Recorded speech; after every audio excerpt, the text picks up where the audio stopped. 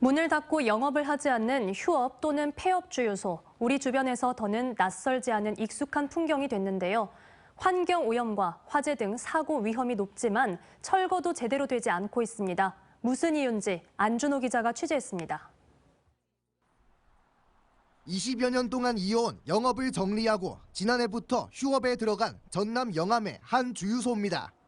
한켠에는 소주병과 먹다 버린 음식물 등 각종 쓰레기들이 널려 있고 녹이 쓴 자동 주유기 아래는 기름이 새어나와 까맣게 변해버렸습니다. 주유소 건물 옆 세워진 기름통 역시 오래된 폐기름들이 새어나오는 상황. 폐기름을 채취해 물 위에 섞어보니 기름때가 둥둥 떠다닙니다.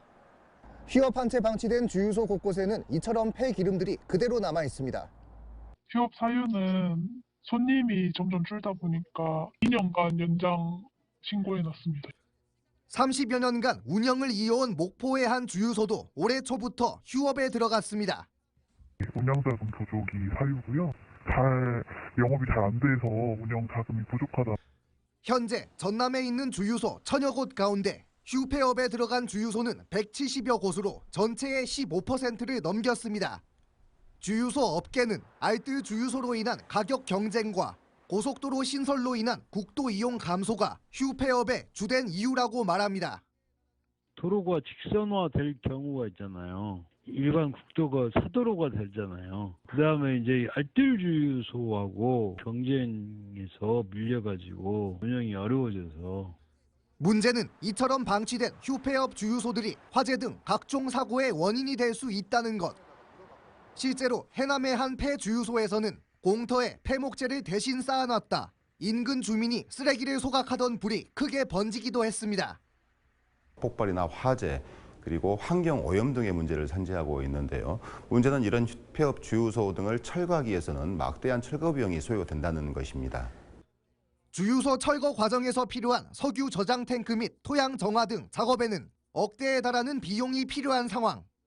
경영 악화와 재정난을 호소하며 폐업한 주유소들이 철거를 엄두내지 못하는 주된 이유가 되고 있습니다. 도시 미관을 해치고 오염과 범죄, 화재 위험 등 각종 문제를 안고 있는 만큼 폐업 주유소 문제를 단순히 업체에만 맡길 수 없다는 지적도 나옵니다.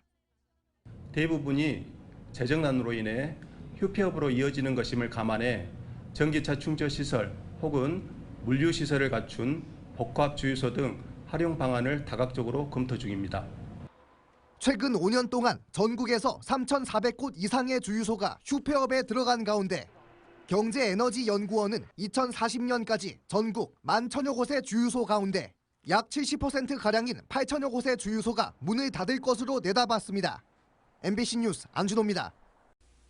언제 어디서나 내 손 안의 뉴스. 광주 MBC 뉴스 유튜브 구독으로 함께하세요.